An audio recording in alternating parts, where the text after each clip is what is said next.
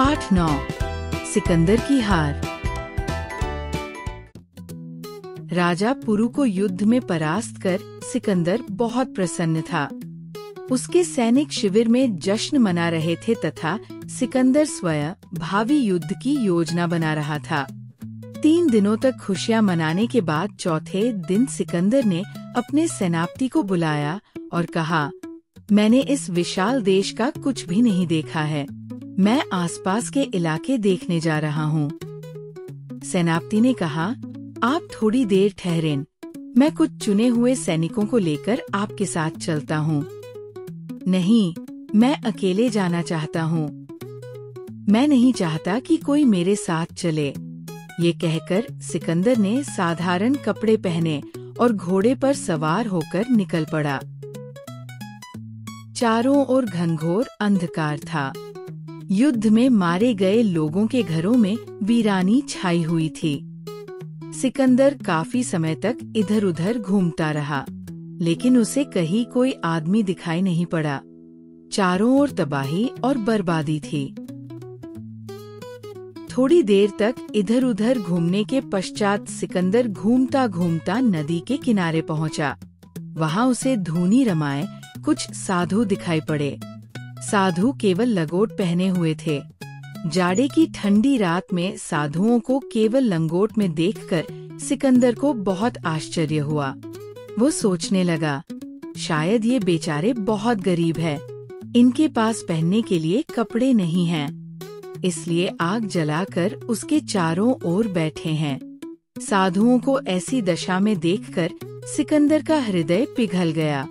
उसने सोचा, मुझे इनके लिए कुछ करना चाहिए। ये सोचकर वो अपने शिविर लौट आया और सेनापति से बोला, कुछ कंबलों और ऊनी कपड़ों का तुरंत प्रबंध करो। मुझे अभी उनकी आवश्यकता है। सेनापति बोला, राजन, इतनी रात को कंबल और ऊनी कपड़े कहाँ मिलेंगे? सिकंदर ने क्रोध में कहा, ये सब मुझे नहीं पता। मेरी अभी 3 दिन पहले हमें लूटपाट में आज्ञा का तुरंत पालन हो। बहुत से कंबल मिले थे, वे सब कहाँ गए? थोड़ी देर में सिकंदर के सामने कंबलों और ऊनी कपड़ों का अंबार लग गया। सिकंदर ने उनमें से कुछ कंबल और ऊनी कपड़े अलग करके घोड़े पर लादे। घोड़े को लेकर वो तुरंत साधुओं के पास पहुंचा। साधु ध्यानमग्न थे। सिकंदर उनके पास खड़ा था। थोड़ी देर बाद साधुओं का ध्यान टूटा और उन्होंने आंखें खोलीं। घोड़े पर लदे सामान को देखकर साधुओं को किसी प्रकार की प्रसन्नता या हैरानी नहीं हुई। ये देखकर सिकंदर आश्चर्य में पड़ गया।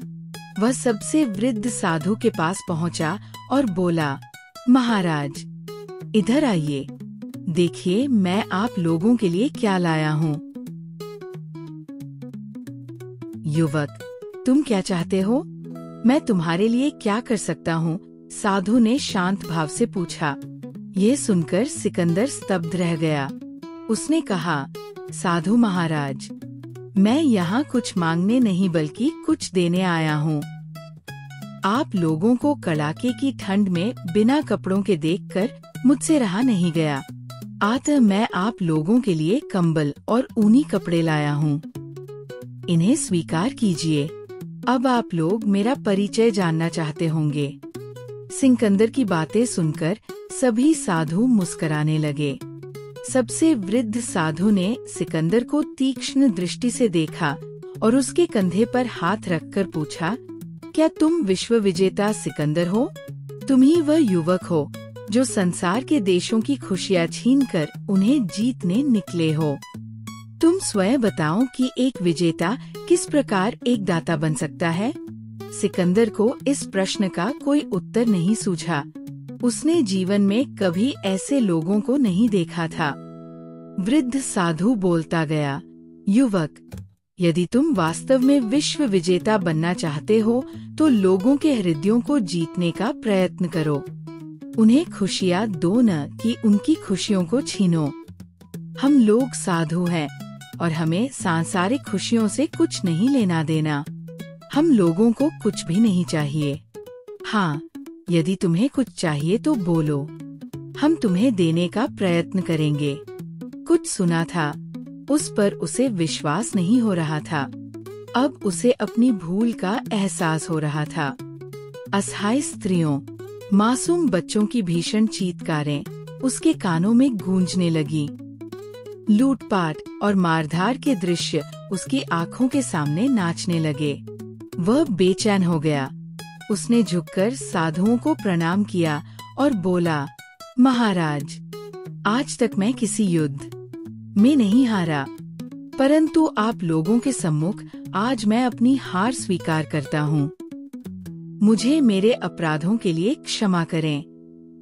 यह कहकर सिकंदर अपने शिविर की ओर लौट पड़ा। उसी रात उसने घोषणा की, हम लोग प्रातः स्वदेश लौट जाएंगे। मैं अब विश्व विजेता नहीं बनना चाहता।